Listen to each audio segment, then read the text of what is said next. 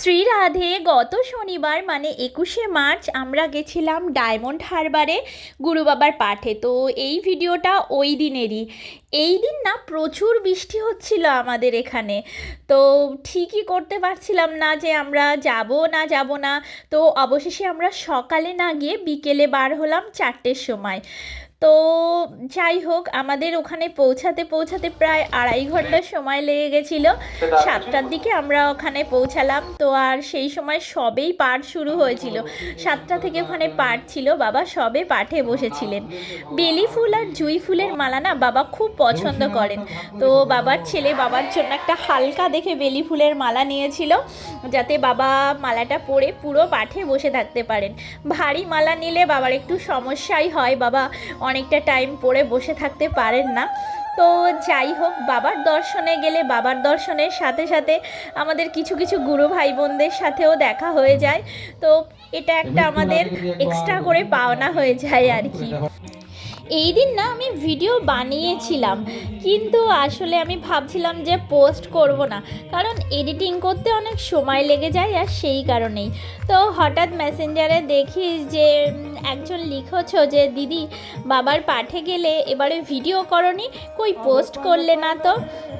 তো আমি দেখলাম যে যে লিখেছে সে বাংলাদেশের। তো আমি বুঝতে পারি যে দেখো, আমরা তো সবসময় গুরুদেবের দর্শন পাই, বা আমরা ইচ্ছা করলে গুরুদেবের কাছে যেতে পারি, গুরুদেবের দর্শন পেতে পারি।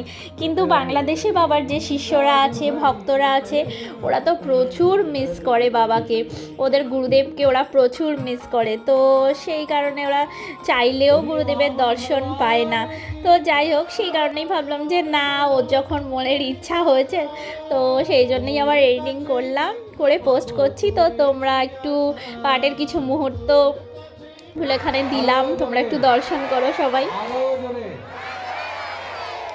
আজকে হচ্ছে চতুর্থ দিন, আর চতুর্থ দিন মানেই হচ্ছে কৃষ্ণ জন্মোৎসব। আর এই দিনটা আমার খুবই ভালো লাগে। পাঠের 7 দিনই ভালো লাগে সেটা নয়, কিন্তু এই কৃষ্ণ জন্মোৎসব মানে চতুর্থ দিনটা আমার সব থেকে বেশি প্রিয়।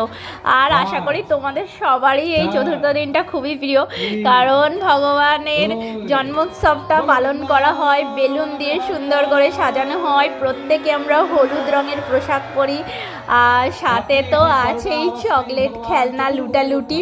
তো এই আনন্দটা একদম অন্য লেভেলের হয়, তাই না? তো চলো সবাই মিলে আমরাও একটু লুটালুটির আনন্দ নিই। আরতি হবে, আরতির পরে সবাই প্রসাদ নিয়ে গন্তব্যে গমন করবেন। কালকের পাঠে ভগবানের বাল্যলীলা, মাখনচুরি লীলা, গিরিরাজ গোবর্ধন ধারণ লীলা ইত্যাদি বর্ণন শ্রবণ করা হবে। আসুন আমরা সবাই মিলে ঠাকুরের জন্মোৎসবের আনন্দ করব। তার আগে 2 মিনিট একটু আমাদের এখানে মঞ্চে কিছু ভক্তদেরকে সম্বর্ধনা করা হবে, তারপরে জন্মোৎসবের আনন্দ। প্রসাদে উত্তর দিয়ে বরণ করে নেওয়া হবে। কি বলছে সবাই মিলে? আ গয়া বলো, আ গয়া